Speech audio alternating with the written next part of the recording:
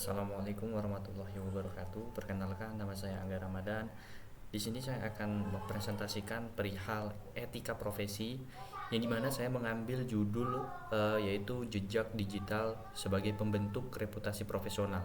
Yang dimana etika bermedia digital dalam era peluang dan risiko. Perekrut memeriksa media sosial, 68% profesional mendapat peluang lewat jejak digital yang positif. Kita langsung bahas saja apa saja yang akan uh, kita jelaskan di dalam PPT ini. Yang pertama yaitu ada definisi, kategori, dan sumber platform yang membentuk reputasi online. Yang pertama yaitu ada definisi intinya, yaitu jejak data dari setiap aktivitas online atau permanen dapat dilacak dan dapat diakses oleh berbagai pihak. Jejak aktif, konten yang Anda unggah atau kirim, posting, foto, komentar, profil profesional, dan email tersimpan. Jejak pasif, data yang terekam tanpa niat langsung, lokasi, cookie, riwayat pencarian, transaksi, tag pihak ketiga. Yaitu yang keempat yaitu sumber platform, media sosial, platform profesional, mesin pencarian e-commerce, messaging, dan cold storage. Yaitu yang kelima ada implikasi etis, jejak dapat merusak karir jika disalahgunakan atau membuka peluang bila dikelola dengan etis. Menilai dampak etis berita viral pada reputasi dan karir. Yang pertama yaitu ada iceberg reputasi. Banyak resiko tersembunyi di bawah permukaan berita viral. Dan yang kedua ada jembatan kepercayaan, yang dimana etika sebagai jembatan untuk memulihkan atau membangun reputasi.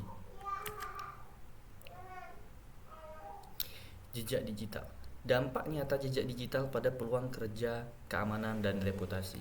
Yang pertama yaitu kehilangan peluang pekerjaan, yang dimana 72% perekrut memeriksa media sosial para calon kandidat. Konten negatif atau kontroversial dapat menyebabkan penolakan. Yang kedua ada diskriminasi dan bias online. 43% profesional berdampak. Profil dipakai untuk diskriminasi, usia, gender, agama, dan orientasi seksual. Yang ketiga itu ada pencurian identitas dan fraud. 37% kasus melibatkan media sosial. Data digunakan untuk rekening palsu, pinjaman, atau data tindak kriminal.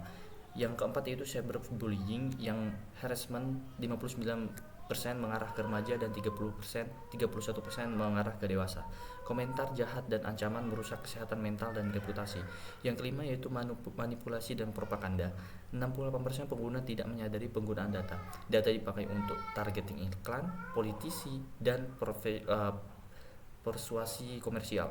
Yang keenam yaitu ada kehilangan pekerjaan. Saat ini 31% dipecat karena konten media sosial mereka. Postingan yang viral dianggap melanggar nilai-nilai perusahaan.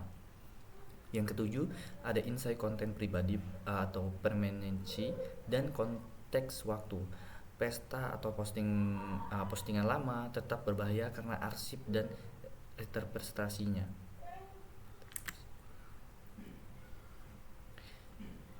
Etika bermedia digital, pahami resiko dan limitasi kontrol pribadi. Yang pertama itu ada mitos umum. Mitos yang sering berkeliaran di benang pikiran atau secara harfiah di konten media sosial. Yang pertama itu ada konten yang dihapus hilang selamanya. Yang kedua, akun private menjamin keamanan penuh. Yang ketiga, hanya konten negatif yang berbahaya. Yang keempat, tidak ada yang peduli dengan jejak digital lama. Yang kelima, saya tahu siapa yang melihat data saya. Nah, realitasnya yang pertama, screenshot, arsip digital, server platform, backup penyimpanan salinan konten bisa muncul lagi bertahun-tahun kemudian. Yang kedua itu follower bisa membagian platform, dan pihak ketiga masih akses data, kebijakan berubah, pertas bisa menembusnya. Yang ketiga ada konteks berubah. Foto netral atau asosiasi bisa disalahgunakan dan merusak reputasi. Yang keempat ada perekrut, kompetitor, dan algoritma dapat menggali jejak lama saat paling merugikan karir.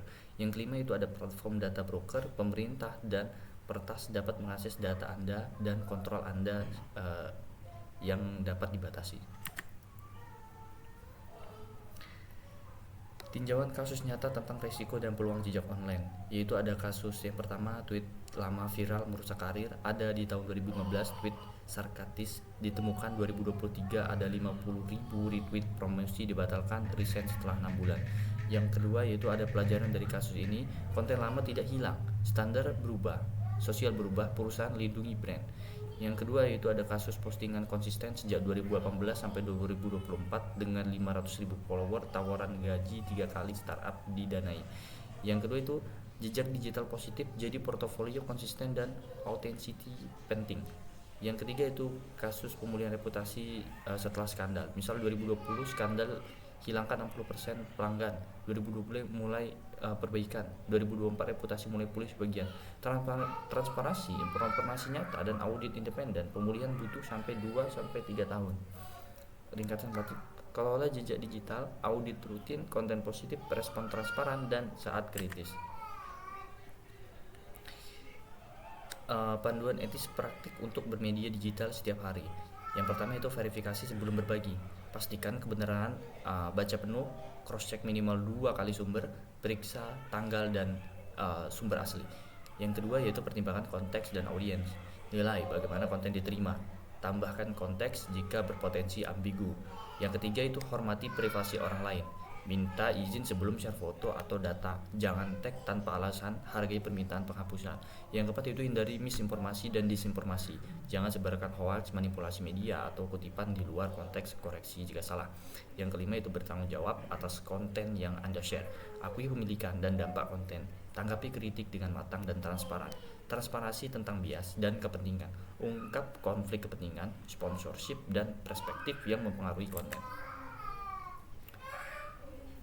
Setelah itu ada strategi praktis untuk audit, optimasi konten dan respon kritis dan pemulihan reputasi. Yang pertama itu fase audit digital, cari nama di search engine, audit akun media sosial, cek data broker, dokumentasikan temuan. Yang kedua yaitu optimasi profil profesional, perbaiki LinkedIn, buat atau perbarui portofolio, samakan identitas lintas platform dan bersihkan konten. Yang ketiga itu fase konten berkualitas dan talk leadership, yaitu posting per bulan, bagikan insight, berinteraksi, bermakna, kolaborasi dan profesional. Yang keempat yaitu protokol respon atau krisis, monitoring aktif dengan Google Alert dan mention, respon bijak, siapkan statement transparan dan dokumentasi. Yang kelima yaitu pemulihan reputasi, transparansi, akui kesalahan, tindakan nyata dan bukti, update berskala selama 6 sampai 12 bulan, CEO untuk push up down. Etika bermedia, peluang dan metrik keberhasilan, personal branding dan top leadership. Bangun reputasi sebagai expert top leadership, dapat gaji 40-60% lebih tinggi. Networking dan kolaborasi, akses komunitas global, aktif memberi 3 kali peluang networking. Portofolio digital sebagai showcase, kandidat dengan portofolio online 2 kali lebih nikli di hire seperti GitHub 73% untuk developer. Monetisasi dan diverifikasi pendapatan, influencer 50.000 followersnya bisa sampai pendapatan earn-nya $500 sampai 5.000 per post. Ada course creator bisa sampai $10 atau $100.000 per tahun. Career advancement dan rekrutmen, 70% recruiter periksa media sosial dan 68% hire berdasarkan jejak digital positif. Metrik sukses yang harus dipantau, visibility, credibility, business impact, networking quality, target 20-30% grow per tahun. Langkah tindakan praktis, tentukan positioning, pilih 2-3 platform, content calendar, post 2-4 kali per bulan dan evaluated tiap 3 kali bulan. Kesimpulan yang dari materi yang kita jelaskan yaitu pilihan bijak untuk jejak digital masa depan. Yang pertama yaitu jejak digital dibangun langkah demi langkah. Setiap tindakan itu mempengaruhi pijakan berikutnya. Jejak digital bisa membuka peluang atau menutup tergantung pilihan Anda. Dan ingat, jejak digital itu akan selalu terus ada. Bahkan di tahun-tahun yang lampau, jejak digital itu harus kita perbarui dan kita harus insight untuk mengembangkan agar reputasi kita di media sosial itu terlihat baik. Mungkin cukup presentasi dari saya. Wassalamualaikum warahmatullahi wabarakatuh.